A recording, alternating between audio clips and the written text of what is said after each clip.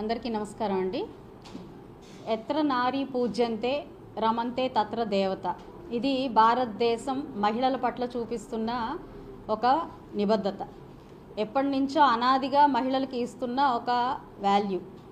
అయితే దానికి భిన్నంగా మన ఆంధ్ర రాష్ట్రంలో మాత్రం ఒక ప్రభుత్వం 5 సంవత్సరాలు ప్రజల్ని పరిపాలించిన ఒక ప్రభుత్వం దానికి భిన్నంగా వ్యవహరిస్తూ మహిళలంటే అత్యంత చులకనగా అత్యంత హేయంగా ప్రవర్తిస్తూ ఈ సమాజంలో నాయకులుగా ముందుకెళ్తున్నారు. అంటే ఇదెంత బాధాకరమైన విషయం అంటే వీళ్ళు నిజంగా ఆంధ్ర రాష్ట్రాన్ని 5 సంవత్సరాల పాటు పరిపాలించారా, మహిళల పట్ల వీళ్ళు ఒక నిబద్ధతతో ఉన్నారా అని ఒక ప్రశ్నార్థకంగా వాళ్ళ నాయకత్వం మారిపోయిన పరిస్థితి. ఈరోజు రాష్ట్ర సీఎంగా ఉన్న వ్యక్తి వాళ్ళ తల్లిగారితో అవమానంగా వాళ్ళ తల్లిగారిని దూషిస్తారు. అదేవిధంగా నారా లోకేష్ గారు ఐటీ మినిస్టర్ గారు వారి తల్లిగారిని దూషిస్తారు. అదేవిధంగా హోంమంత్రిగా వ్యవహరిస్తున్న ఒక మహిళని దూషిస్తారు. డిప్యూటీ సీఎం అయిన పవన్ కళ్యాణ్ గారి పిల్లల మీద సోషల్ మీడియాతో దాడి చేస్తారు.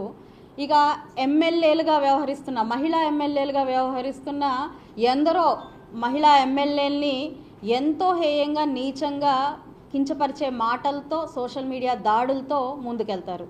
వీళ్ళు ఏ రకంగా నాయకులు అని అనిపించుకుంటున్నారు, ఏ రకంగా మనుగడలో ఉండాలని అనుకుంటున్నారు, ఏమాత్రం సిగ్గు లేకుండా నిర్లజ్జగా సొసైటీలో మళ్ళీ మేమే వస్తాం అనే ఒక నినాదంతో ముందుకెళ్తున్నారు అన్నది ఈరోజు ప్రజలందరూ కూడా ఒక్కసారి ఆలోచించాల్సిన అవసరం ఎంతైనా ఉంది.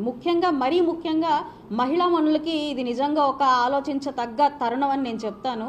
ఎందుకంటే ఒక మహిళని కించపరిస్తేనే నిజంగా ఆ ఇంట్లో తండ్రి, కొడుకు, తమ్ముడు, అన్న నిజంగా ఎంతో కోపోద్రేకులు అయ్యే పరిస్థితి ఉంటుంది.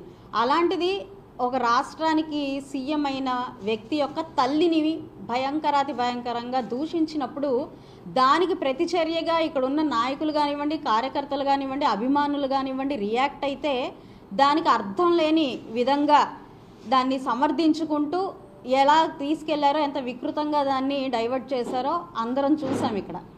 అదేవిధంగా అలాంటి మాటలు అంటున్నప్పటికీ కూడా దాన్ని ఒక సమర్థింపుగా ఆయన యొక్క అధిష్టానం, ఆయన యొక్క అధినాయకుడే దాన్ని సమర్థింపుగా ఇందులో తప్పే ఉంది, మా వ్యక్తి చేసిన వ్యాఖ్యల్లో తప్పే ఉంది, ఒక కులం నాయకుడిని టార్గెట్ చేస్తారా అని కుల ప్రస్తావన తీసుకొచ్చి దాన్ని డైవర్ట్ చేసే పరిస్థితి.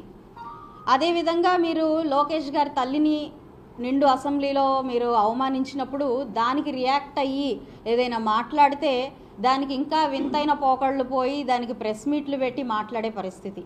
ఈరోజు ఇంకా అత్యంత నీచంగా మహిళా ఎమ్మెల్యేలని వాళ్ళు చేస్తున్న పనులను బట్టి, లేదు అని అంటే వాళ్ళ వ్యక్తిగత విషయాల్ని బట్టి, అది కూడా పబ్లిక్గా ఏదో మీ ఇంట్లో ఒక నలుగురితో మాట్లాడుకున్నారు, మీ యొక్క వ్యంగ్యత లేదనంటే మీ యొక్క వ్యంగ్య చతురత లేదంటే మీ హేయమైన బుద్ధి, ఇమ్మెచ్యూరిటీని ఏదో మీకు తెలిసిన నలుగురు మధ్యలో మీ సానుకూల మీడియా ముందు ప్రస్తావించారు అనంటే ఓకే అనుకోవచ్చు.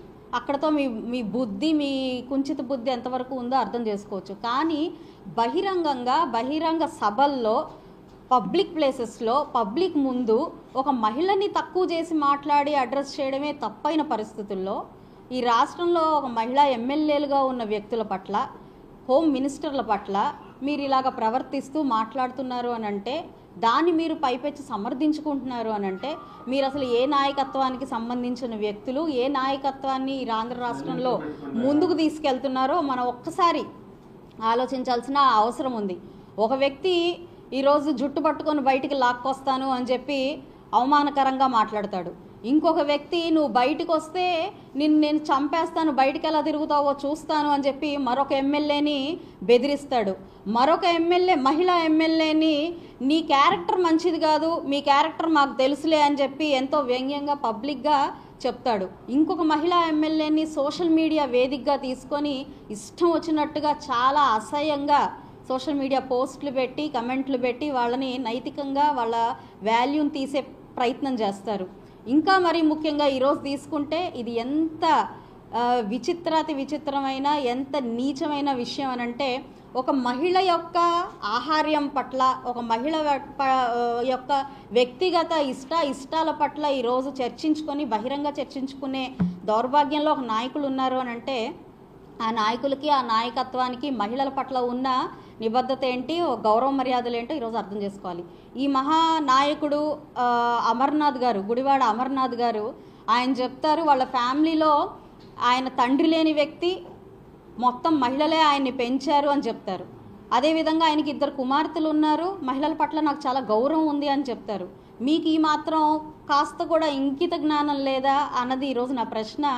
కనీసం ఇప్పుడు ఒక భక్తి విషయాలు కానివ్వండి, ఆచార విషయాలు కానివ్వండి, అలంకారాల విషయాలు కానివ్వండి, ఆహార్యాల విషయాలు కానివ్వండి, ఏ వ్యక్తివైనా అవి వాళ్ళ సొంత అభిప్రాయాలు, ఇష్టాల మీద ఆధారపడతాయి అని మీకు ఇంత కూడా జ్ఞానం లేదా అన్నది ఈరోజు నా ప్రశ్న.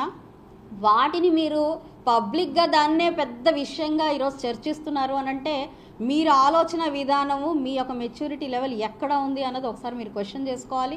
ఇలాగ మీరు చర్చించి పబ్లిక్గా వ్యంగ్యంగా మాట్లాడి మళ్ళీ దాన్ని సమర్థించుకునే విధంగా మీరు ఉన్నారు అని అంటే మీరు నిజంగా నాయకులా? మీరు మహిళల పట్ల మీకు నిజంగా ఒక నైతికత ఉందా, ఒక వాల్యూ ఉందా, ఒక రెస్పెక్ట్ ఉందా? నిజంగా ఆంధ్ర రాష్ట్రం మహిళలు మిమ్మల్ని రేపు అన్ననాడు ఎన్నుకోవాలా? ఇది నా ప్రశ్న. అదేవిధంగా ఈ నాయకుల్ని సమర్థిస్తూ వారి అధినాయకుడు ముసిముసి నవ్వులు నవ్వుకుంటూ మహిళల్ని ఏమన్నా పర్లేదు, ఈ ఆంధ్ర రాష్ట్ర మహిళలు ఎలా ఉన్నా పర్లేదు అని మాట్లాడే మాటలకి ఇంకా ఆశ్చర్యపోవాల్సిన పరిస్థితి ఉంటుంది. ఆయన మన అమరావతి మహిళల పట్ల ఆయన మాట్లాడిన అత్యంత హేయమైన మాటల్ని సమర్థిస్తూ నిజమే కదా, అందులో తప్పే ఉంది అనే విధానంతో ఆయన వెళ్తున్నప్పుడు, ఆయనే ఉంటున్నప్పుడు, ఆయన వ్యక్తిగతంగా, నేను ఎప్పుడు వ్యక్తిగతంగా ఎవరిని విమర్శించను, కానీ ఈరోజు పబ్లిక్గా ఈరోజు ప్రతి ఒక్కరు ప్రస్తావిస్తున్న మాటే తీసుకుంటే మరి ఇంట్లో సొంత ఫ్యామిలీల్లోనే మహిళల పట్ల ఏమాత్రం వాల్యూ ఇవ్వని ఒక నాయకుడి కింద ఉన్న నాయకులందరూ మహిళల పట్ల ఏమాత్రం వాల్యూతో ఉంటారో మనం అర్థం చేసుకోవచ్చు. ఇక్కడ మరీ ముఖ్యంగా చెప్పుకోవాలంటే ఈరోజు ఆయనను సమర్థిస్తూ మాట్లాడుతున్న మహిళల గురించి నేను మాట్లాడుతున్నాను.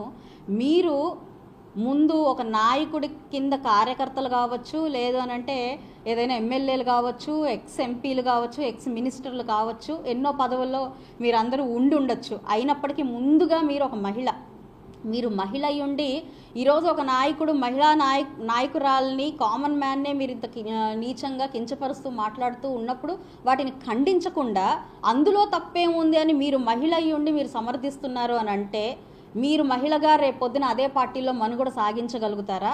ఒకసారి మీరు ఆలోచించాలి. అలాగా మీరు సమర్థిస్తూ ఇంకా తప్పేముంది అని మాట్లాడుతూ మహిళలు మీరే వారికి సపోర్ట్గా ఉనంటే వారు ఇంకెంత రెచ్చిపోయి, ఇంకెంత దిగజారిపోయి మాట్లాడతారో మీరు ఒకసారి అర్థం చేసుకోవాలి. ఇవన్నీ మీరు గుర్తుపెట్టుకోవాలి. ఇవన్నీ ఎప్పటికైనా మీకు మళ్ళీ రిటర్న్ ప్యాకేజ్గా వస్తాయి. మహిళ అయ్యుండి మీరు ఒక మహిళా ఎమ్మెల్యే యొక్క హైట్ గురించి, వెయిట్ గురించి, కలర్ గురించి మాట్లాడతారు. మీరు మహిళా ఎమ్మెల్యే, ఒక మహిళా మినిస్టర్ని ఒక వ్యక్తి తన మేకప్ గురించి, తన యొక్క అలంకారం గురించి మాట్లాడితే దాన్ని సమర్థిస్తూ మీరు మీడియా ముందుకు వచ్చి మాట్లాడతారు. ఇవి ఎంత హాస్యాస్పదమైన విషయాలు. ఒక సంస్థాగత విషయాల మీద చర్చించండి, వారి పనితీరు గురించి చర్చించండి, ప్రూఫ్స్తో రండి. పలానా కార్యక్రమంలో లేదంటే పలానా పాలసీ పరంగా ఈ యొక్క తప్పు జరిగింది, లేదంటే ఇది కరెక్ట్గా సమర్థవంతంగా జరగట్లేదు అని చెప్పి డాక్యుమెంటేషన్తో మీరు రండి. ఇదే మీడియా మీ ముందు ఎప్పుడూ ఉంటుంది. మీరు మాట్లాడే ప్రతి మాట ప్రజల్లోకి తీసుకెళ్తుంది. కాబట్టి మీరు ఏదైనా కూడా రాతపూర్వకంగా తీసుకొచ్చి దీనికి సమాధానం చెప్పండి అని అడగండి. ఆ కన్సర్న్డ్ మినిస్టర్స్ ఎవరైనా కూడా దానికి మీకు సమాధానం చెప్పడానికి రెడీగా ఉన్నారు. అంతేగాని మీరు కించపరిచే విధంగా, అంటే వ్యక్తిగతంగా టార్గెట్ చేస్తే వాళ్ళు తక్కువగా ఆగిపోతారు, వాళ్ళు ముందుకు వెళ్ళలేని పరిస్థితి మనం ఆటోమేటిక్గా క్రియేట్ చేయొచ్చు. మహిళలను ఎప్పుడైనా వాళ్ళ వ్యక్తిగత విషయాల మీద మనం టార్గెట్ చేస్తే వాళ్ళు కాస్త సైలెంట్ అవుతారు అని చెప్పి మీ ఆలోచన ఏదైతే ఉందో అది చాలా చాలా తప్పు. అది రానున్న రోజుల్లో మీకే చుట్టుముట్టి మిమ్మల్నే ముంచేసే పరిస్థితికి తీసుకొస్తుంది. ఇదే విషయంలో నాకేమనిపిస్తుంది అంటే మీకు నిజంగా ఈ 11 సీట్లు ఎవరైతే వేశారో అది చాలా పెద్ద తప్పు చేశారని నాకు అనిపిస్తుంది. రానున్న రోజుల్లో ఒక్క సీటుకు కూడా మీరు అర్హత లేదు అని చెప్పి మీరు గుర్తుపెట్టుకోవాలి. మహిళలు ఏ ప్రాంతంలో మహిళలను అయితే అగౌరవంగా చూస్తున్నారో, అగౌరవపరుస్తున్నారో అలాంటి నాయకులకు కానివ్వండి, అలాంటి వ్యక్తులకు కానివ్వండి రానున్న రోజుల్లో మనుగడ ఉండదు. కానీ మీరు దాన్ని లెక్క చేయకుండా అదేం తప్పేమీ కాదన్నట్టుగా, అది ఒక మనకి విమర్శలో భాగంగా చాలా కామన్గా ఇది చెయ్యొచ్చు అనే ఒక విధానంతో మీరు ఎలా అయితే వెళ్తున్నారో అది పూర్తిగా నేనైతే ఈ మీడియా పూర్వకంగా ఖండిస్తున్నాను. దానికి మీరు క్షమాపణ చెప్పాల్సిన అవసరం ఉంటుంది. మహిళా కమిషన్ ముందు మీరు నుంచున్న దౌర్భాగ్యం మీకు వచ్చింది అని అంటే మీరు ఒకసారి ఆలోచించుకోవాలి, మీరు ఏ పరిస్థితుల్లో ఉన్నారో, ఏ ఆలోచన విధానంతో ముందుకెళ్తున్నారో.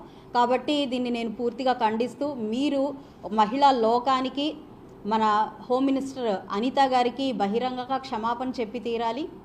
ఏ వ్యక్తి గురించి వ్యక్తిగత విషయాలు మీరు ప్రస్తావించడానికి వీలేదు. ఈరోజు భక్తిపూర్వకంగా మేము మా ఆచార వ్యవహారాలు కావచ్చు, మా భక్తి ఆలోచనలు కావచ్చు, ఏదైనా ఈరోజు తిరుమల తిరుపతి దేవస్థానానికి వెళ్ళి తలనీలాలు ఇస్తే దాన్ని కూడా మీరు దాన్ని ఒక వ్యంగ్యంగా, దాన్ని ఒక హాస్యాస్పదంగా మీ సోషల్ మీడియాలో ముందుకు తీసుకెళ్తున్నారంటే ఒక వ్యక్తి ఎలా కనిపిస్తాడు అన్న దాని మీదే మీ కాన్సన్ట్రేషన్ తప్ప ఏం పని చేస్తున్నాడు, ఎలా పని చేస్తున్నాడు అనే దాని మీద మీ కాన్సన్ట్రేషన్ లేదు అన్నది మాత్రం చాలా స్పష్టంగా అర్థమవుతుంది. ఇలాంటి వ్యక్తిత్వం, ఇలాంటి ఆలోచన తత్పరత ఉన్న వ్యక్తులు నిజంగా రాష్ట్రానికి నాయకులుగా మాత్రం పనికిరారు. నన్ను అడిగితే సమాజంలో గౌరవప్రదమైన మామూలు వ్యక్తులుగా కూడా మీరు మనుగడ సాగించడానికి అర్హత లేదు, కోల్పోయారు అని చెప్పి మీరు అర్థం చేసుకోవాలి. మరీ ముఖ్యంగా నేను ప్రజలందరికీ విజ్ఞప్తి చేస్తున్నాను, ఇలాంటి నాయకులు మనకు అవసరమా? ఒక మహిళని ఎంతో నీచంగా దిగజారిపోయే విధంగా మాట్లాడుతున్న నాయకులు అనిపించుకుంటున్న వ్యక్తులు మనకు నిజంగా అవసరమా? సోషల్ మీడియానే వేదికగా తీసుకొని సోషల్ మీడియా రౌడీయిజం చేస్తున్న ఇలాంటి నాయకులు మనకు నిజంగా అవసరమా? ఒకసారి మనం ఆలోచించుకోవాలి. రానున్న రోజుల్లో ఇలాంటి నాయకత్వానికి ఏమాత్రం మనం ఆసరాగా నుంచున్నా, ఏమాత్రం ఇంకొక ఛాన్స్ కనుక ఇచ్చినా చాలా చాలా విపత్కరమైన పరిస్థితుల్లో మనం పడిపోవాల్సిన అవసరం ఉంటుంది. కాబట్టి ఒక్కసారి ప్రజలందరూ కూడా దీన్ని ఆలోచించాలి. మరీ ముఖ్యంగా మా మహిళా మనుల గురించి నేను ఎంతో ఆవేదన చెందుతున్నాను. మహిళలందరూ కూడా ఒక్కసారి పార్టీకి సంబంధం లేదు, ఇది స్త్రీత్వానికి, స్త్రీని కించపరుస్తున్న ఒక విధానం. అలాంటి నాయకత్వం మన రాష్ట్రంలో ప్రతిపక్షంగా కాదు, అసలు ఒక నాయకుడు అనిపించుకోవడానికి కూడా అర్హత లేకుండా మనందరం నడుం బిగించాల్సిందిగా నేను మీ అందరినీ పిలుపునిస్తున్నాను. కాబట్టి ప్రతి ఒక్కరు దీన్ని సహృదయంతో అర్థం చేసుకొని దీన్ని ఖండించాలని, మన అనిత గారికి అందరూ మద్దతు తెలపాలి అని చెప్పి ఈ మీడియా పూర్వకంగా ప్రతి ఒక్కరిని నేను విజ్ఞప్తిస్తున్నాను. Thank you.